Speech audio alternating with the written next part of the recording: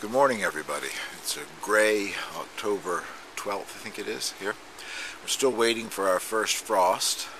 Every night now I think we're going to get it. It's cool in the evening and clear sky, which usually is how our first frost arrives, but overnight it clouds over, and so when I wake up in the morning it's still 10 degrees or so. Right now it's probably 10 or 12 degrees mid-morning, but I'm sure we'll get that frost any day now.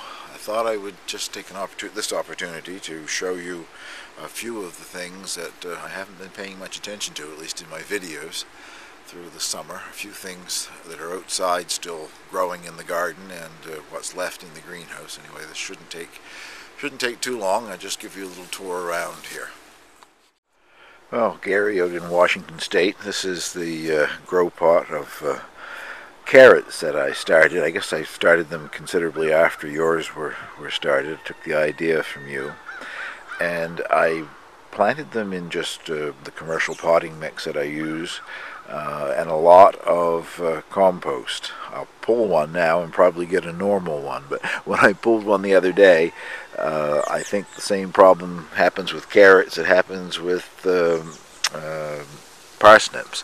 Too much compost and they tend to have several odd-looking protrusions coming out of the carrot. Anyway, that was what I got. It was a decent size. No longer they've been in there, but it was a bit on a strange side. I'll pull one and see what we get this morning.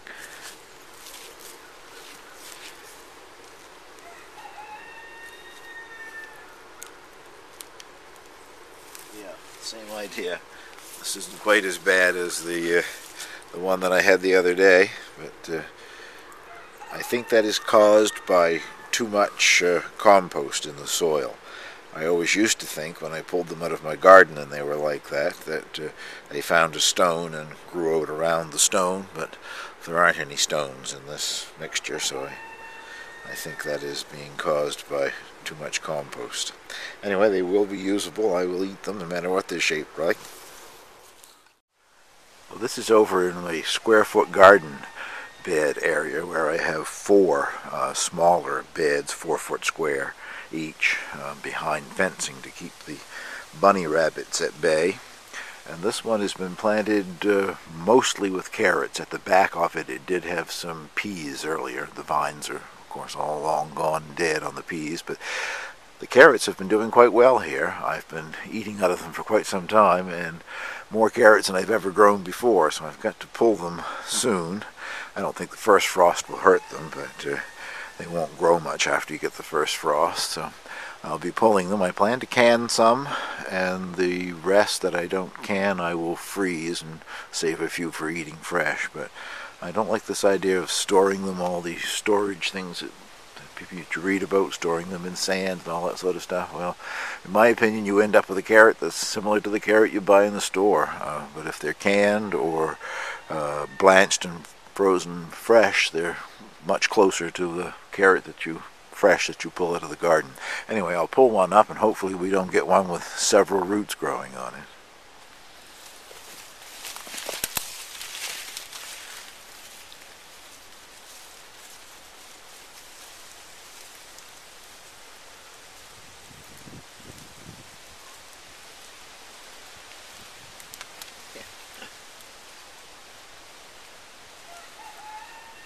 Broke the top off, but I think that's probably the largest one I've pulled out of there so far this year. That's got to be, what, 8-10 inches long, I guess.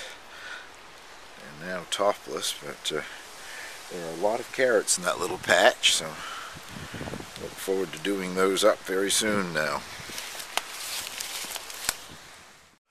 The bed next to the carrots has rutabagas, or Swedes if you're from Europe, or some places where they call them a Swede. Here they get called turnips, which I guess most people refer to the little white turnip when they're speaking of turnips, but the large rutabaga around here is always called a turnip, and it's one of the favorite vegetables here because of its storage abilities in the wintertime or whatever. A lot of damage from slugs on the leaves, but that doesn't affect the turnip any. I'll pull one in a second and show you what they're looking like. They're not huge, but I'm pleased because it's the first time I've ever really been successful in growing any that were manageable, eatable size. Not quite sure what I did this year that was different. I know I did several things that were different, of course. I used an organic balanced fertilizer. I also added rock dust, and I added a lot of lime. And I'm thinking the lime, probably more than the other things, the problem might have in the past have been that the soil was too acidic for them. Anyway, they've grown quite well this summer, except for the slugs eating the leaves. I'll show you what one looks like here.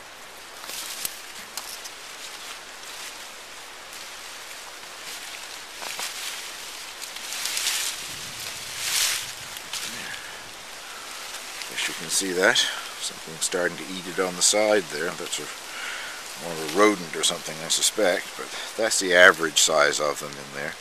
Local lore here with the older gardeners says that they're much sweeter and better after the first frost, so I will leave them in the ground till we get a couple of good hard frosts before I take them out. And I think other than a few that I'll save to eat fresh, these will be diced up, blanched, and frozen. I wouldn't want to lose them. It's one of my favorite vegetables. Sorry if you're getting any wind noise here. This area from now until next spring we have an awful lot of wind, and today is just a mild breezy day with us, but the wind hardly ever shuts down here. The other two beds in this area of 4 raised beds I planted with ever-bearing strawberries this spring, and the early blossoms all had to be picked off so that the plants would produce runners and become more robust themselves. But the second flush of blooming, which began early September, whatever, you could leave on. So I've been getting strawberries almost continually since then, fighting the slugs for them. They like them too. But I'll give you a shot of one here. Still coming on. I just had to take a slug off of this particular one. It hadn't started to eat it yet, but they're getting there. I've moved inside the hoop house, and just in time. It started to rain. I can hear it spatting on the roof here. This I'm very pleased with. This is the Latin American sweet pepper called ají dulce, which I guess translated into English just means mild or sweet pepper. I was able to get 2 of the seeds that a lady in Puerto Rico sent me to germinate, and they've produced a number of green chili, or not chilies, a number of green fruits, but they're starting to ripen up, and they are the prettiest little things. I haven't eaten any of them yet. They use them as a seasoning or flavoring, I guess, in rice dishes, from what I've been able to determine here. Another one back in there, I'm just not able to get a shot of it for some reason. Oh well, whatever. There are a number of green ones and a few that are starting to get red for me, so that was very pleasing. I've taken the tomato plants out of here, which is giving the pepper plants that are still in here some more sunlight to work with.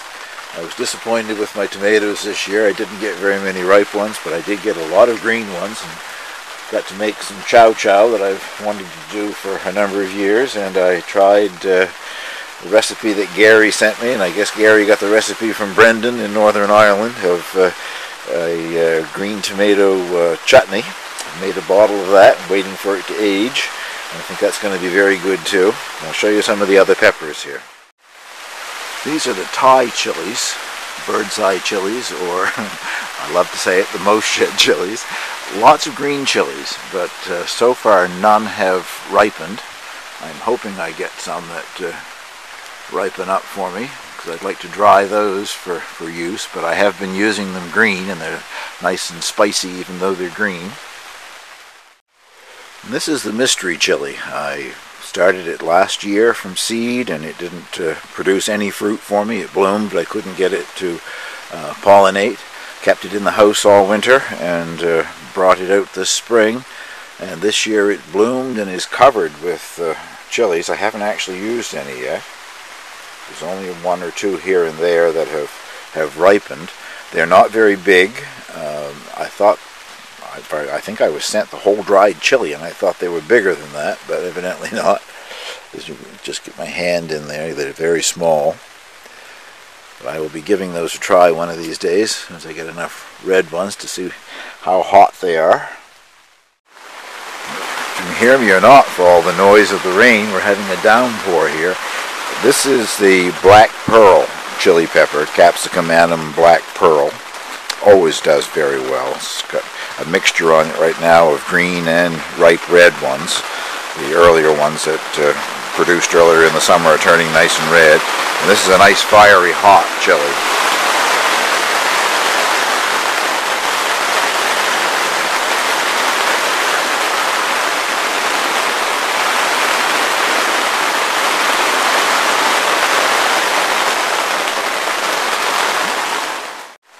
This variety is the hot cherry pepper called Big Balm.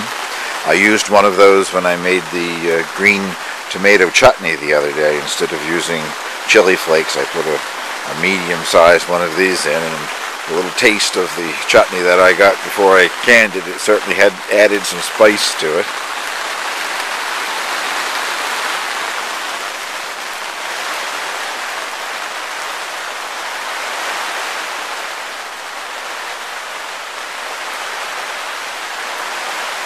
Take one, yes.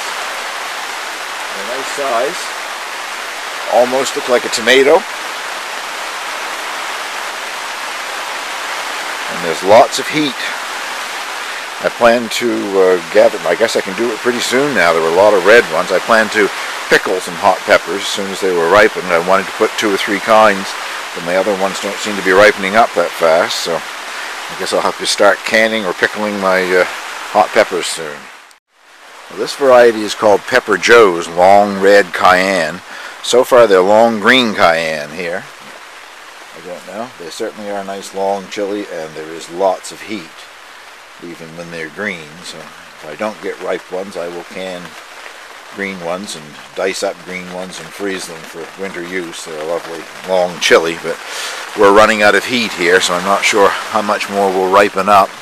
Move on now to show you some of the sweet peppers, and then I'll shut this down. This is getting a little too long.